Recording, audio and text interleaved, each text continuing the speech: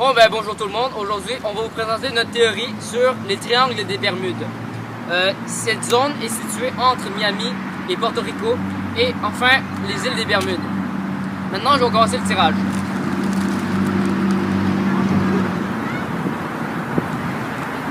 Le premier sujet va être quel est le but visé par cette théorie. Elle va être présentée par Fan. Ok, donc le but visé par cette théorie, en fait, c'est que plusieurs familles et des soldats sont portés disparus et leur famille demande une explication pour leur disparition alors que même les scientifiques n'arrivaient pas à l'expliquer. Donc cette théorie pourrait avoir le but d'expliquer l'inexplicable. Bon, ben poursuivons.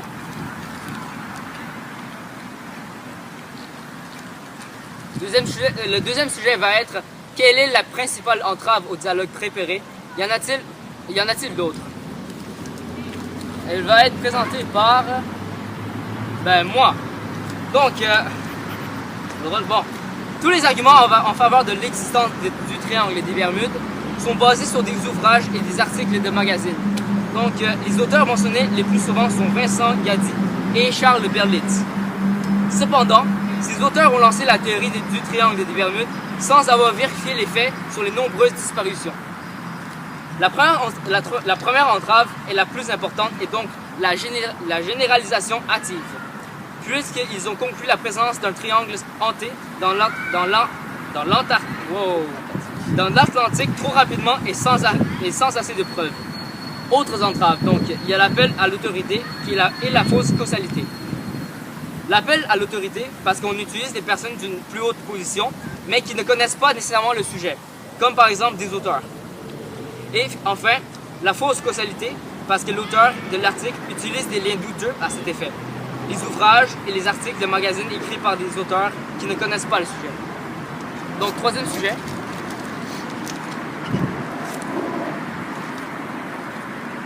Il va être est-ce que l'entrave repérée affecte la qualité de l'argumentation de l'article?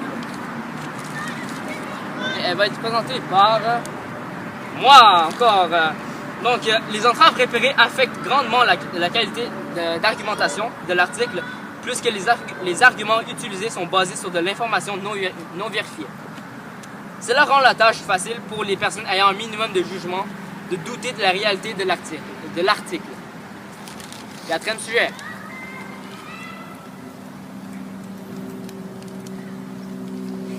Comment êtes-vous arrivé à trouver cette théorie? Quel est votre intérêt personnel face à celle-ci? Elle va être présentée par Fan. Cette théorie est assez populaire et beaucoup de recherches sont basées là-dessus. Donc c'est normal pour nous d'avoir déjà entendu parler de cette théorie et de s'y intéresser. Aussi, cette théorie nous intéressait déjà parce qu'elle n'a jamais été prouvée avec des faits scientifiques, ce qui la garde très mystérieuse.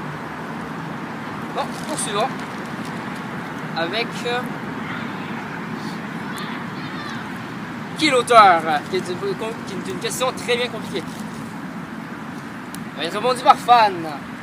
L'auteur de l'article, c'est Emily Upton, qui l'a publié en janvier 2014. Poursuivons avec le sujet comment reconsidérer cette théorie sans la présence d'une entrave au dialogue.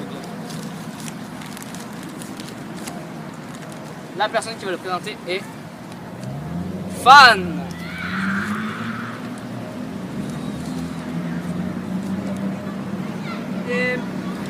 On peut la reconsidérer en se basant sur de l'information prouvée par des scientifiques. Et cette théorie pourrait attirer des gens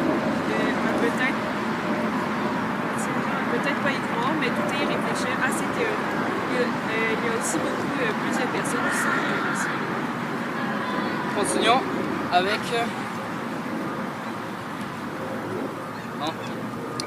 pourquoi ce sophisme entrave la théorie? Elle est présentée par Louis-Philippe. Bien, ce sophisme entrave la théorie parce qu'il n'y a pas de lien ou de données concrets pour prouver la réalité de cette théorie. Cela entrave la théorie car les gens accepteront difficilement une théorie qui manque de preuves et donc cela empêchera la progression de cette théorie. Merci.